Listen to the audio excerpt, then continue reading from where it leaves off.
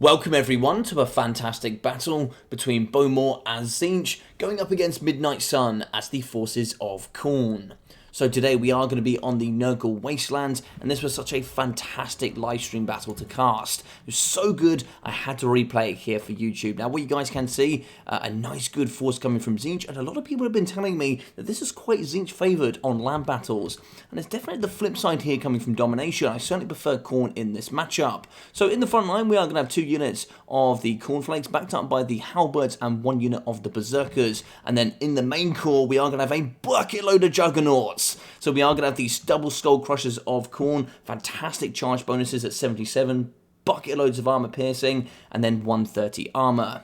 Now these bad boys here in the back are going to be the blood crushers of Khorne, a little bit cheaper. They're going to be the demon variety. They get here with the physical resistance and the Hellblade, so bonuses to base weapon damage and armor piercing. And instead of having 130 armor, they're going to have 100, but they're going to have good resistances against physical attacks. Now it's going to be a little bit different here for the skull crushers. They'll do well up against magic attacks, but of course here it's going to be pretty even with that frenzy, making them very, very good shock cavalry indeed.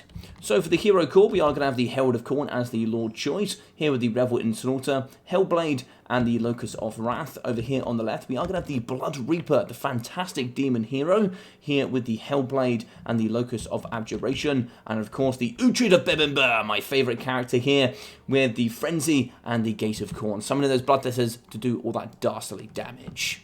Now, for the forces of Tzeentch and the fantastic player that is going to be Bowmore, he's such a fantastic guy here on the Intensity ladder and has been playing for quite some time now. He's going to be having 4 units of the Blue Horrors in the back, backed up in the front with 4 units of the Forsaken. Now, of course, they have been stripped here of their spell resistance, but it doesn't really matter here up against Khorne. So 4 units of the Spawn of Tzeentch with the Armor Sundering really partner quite nicely with the Forsaken. The Armor Sundering allows that mass weapon strength of Forsaken to really punch quite hard here up against the Cornflakes in the front. And they are going to be backed up by the Double Flames. You can see one there on top of the Forsaken, the same here in the middle as well on the second unit on the left. So that seems to be some sort of strategy style there coming out of Bowmore, and then we're also going to have the Herald of Tzeentch. Now the Band of Metal here is going to be on the floor. Very interesting, not seen this before. Arcane Conduit and Metal Shifting with the Fire and Transportation, Plague of Rust, as well as the Chromatic Tome and the Locus of Conjuration. So very interesting stuff.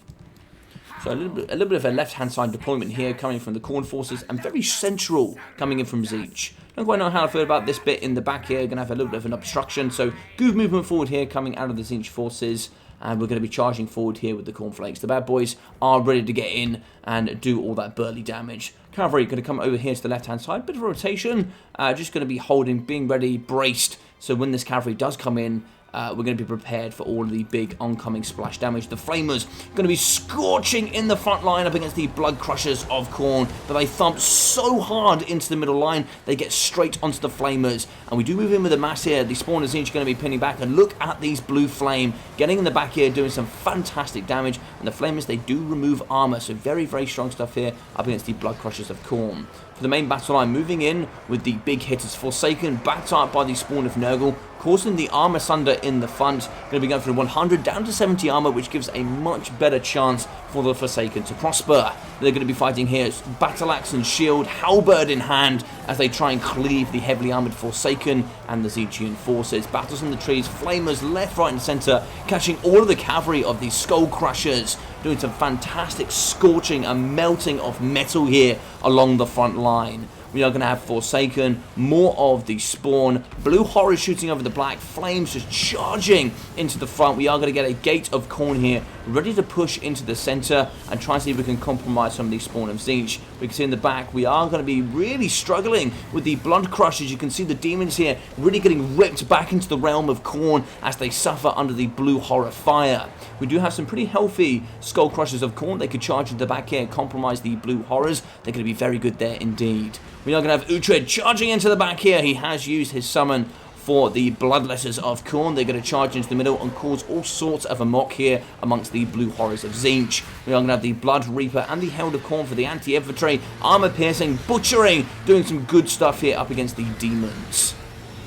In the back, fighting on his own, Uhtred, well known for his Bebbanburg tactics, compromising the flamers in the back, preventing all of those flaming armor-piercing damage into the front line. Now, the spawn of Tzeentch, they're going to add that really good mass to the battlefield. 4 units of these bad boys are certainly very, very strong. The Blood Reaper is in. The Cult is fighting alongside, armor sundered as well, down to 65 armor. These boys with 130 weapon strength can really, really do the business.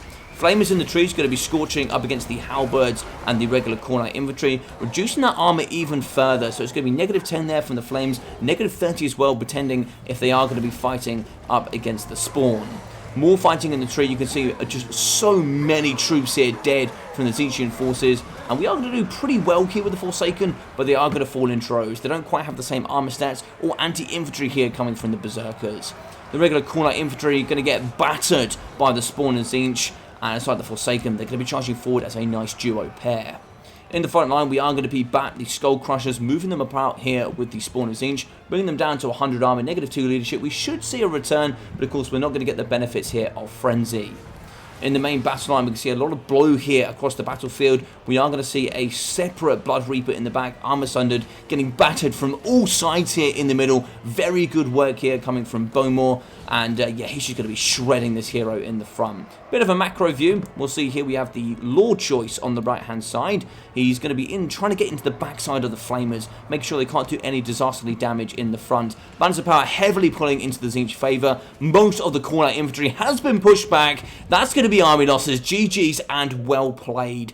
Very, very good work here coming from Bowmore. Really demonstrating what top-level gameplay looks like with a very hard matchup, I must say so. And really supplementing the spawn of Tzeentch inside of the Forsaken is such a strong strategy. It really prevents the push here of the heavy cavalry, and then you can really dissipate some of that armor sundering across all of the units in the army, which makes them just so much weaker. They pay so much for armor, and the mass weapon strength here with the Forsaken does some disasterly damage. So 1,170 for the Herald of Metal, 700, 500, 400, and 500 there for the spawn of Tzeentch. But of course, applying armor sundering doesn't quite get calculated here in that damage dealt, so it's going to be certainly buffed on top of the Forsaken. So 1.2, 1.2, 400 and 600. So you can really see where the Forsaken truly benefit.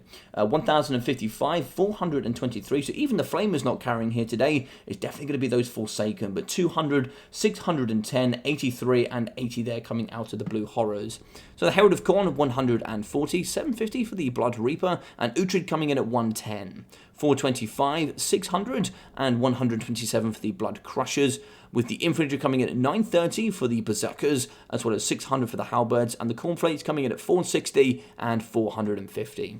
So I really hope you guys enjoyed this game. If you did, please smash that like button. Feel free to leave a comment down below of your thoughts and opinions. Of course, do make them nice, please. I wouldn't want you to hurt anybody else's opinion. That'd be very, very kind if you could do that. Now, if you haven't already, do feel free to subscribe. Really helps here on the channel. And check out that description for all my other social media platforms, including Twitch and also that Discord. So I've been your boy Logic. Take care of yourselves. See you very soon.